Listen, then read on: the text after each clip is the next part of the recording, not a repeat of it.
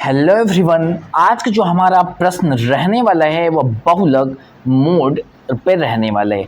आज का जो हमारा प्रश्न क्या है कि गणित में एक कक्षा के 7 छात्रों द्वारा प्राप्त अंक 43, 44, 65, 41, 53, 65 और 62 है। तो आंकड़ों का बहुलक ज्ञात कीजिए। सबसे पहली बात कि बहुलक कहते किसे हैं। बहुलक जो सबसे ज़्यादा बार अधिक बार आता है वही हमारा बहुलक होता है। जैसे हम कह सकते हैं कि किसी भी कक्षा में आपने टेस्ट लिया और सबसे ज़्यादा बच्चे सेम मार्क लेकर के आए हैं तो वो नंबर हमारा क्या कहलाता है, बहुलक कहलाता है। अब इस आंकड़ों का बहुलक हम देखिए कैसे निकालते हैं। देखिए ये जो नंबर है ये बच्चों के द्वारा प्राप्त किया गया, 7 बच्चों के द्वारा। एक बच्चा 43 पाया है, एक बच्चा 44 पाया है, एक बच्चा 65 पाया है, फिर एक बच्चा 41 पाया है, फिर 53 कोई पाया है, फिर 65 पाया है, फिर 62 पाया है।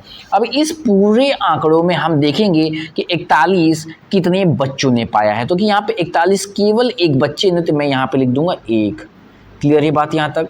उसके बाद 43 की बातें करें 43, तो 43 भी एक ही बार आ रखा है तो यहाँ पर भी हम केवल 1 लिख लेंगे। क्लियर है। जो जितनी बार आ रहा है 44 की बातें करें तो 44 भी हमारा कितनी बार है, तो वो भी हमारा एक ही बार आया हुआ है। क्लियर है।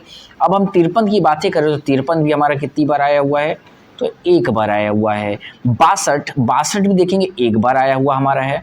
और यहाँ पे 65 देखिए एक यहाँ पर है और एक यहाँ पर है, मतलब जो 65 नंबर 2 बच्चों के द्वारा लाया गया, तो मैं यहाँ पे लिख दूंगा 2। क्लियर है। अब यहाँ से जो हमारा होगा कि बहुलक, तो बहुलक हमारा क्या होगा, 65 होगा। क्लियर है। हमारा जो बहुलक, क्योंकि 65 ही क्या है वो 2 बार आया हुआ है। क्लियर है। यही हमारा क्या होगा, बहुलक होगा। तो लिखेंगे बहुलक, इस आंकड़ों में जो बहुलक होगा, जो बहुलक इक्वल टू 65। क्लियर है। ये हमारा आंसर हो जाएगा। कोई भी आपसे प्रश्न पूछेगा कि बहुलक इस आंकड़ों का क्या होगा, तो आपका जवाब होगा 65। क्लियर है। यहाँ पे देखिए आपका जो आंसर ऑप्शन नंबर 2 होगा, आंसर हमारा 65। क्लियर है। प्रश्न आपको अच्छे तरीके से समझ में आया होगा। यदि अच्छा लगा हो तो प्लीज़ आपसे रिक्वेस्ट है, आप हमारे इस वीडियो को लाइक ज़रूर करिएगा और इस चैनल को भी सब्सक्राइब ज़रूर करिएगा। Thank you for watching. जय हिंद, जय भारत।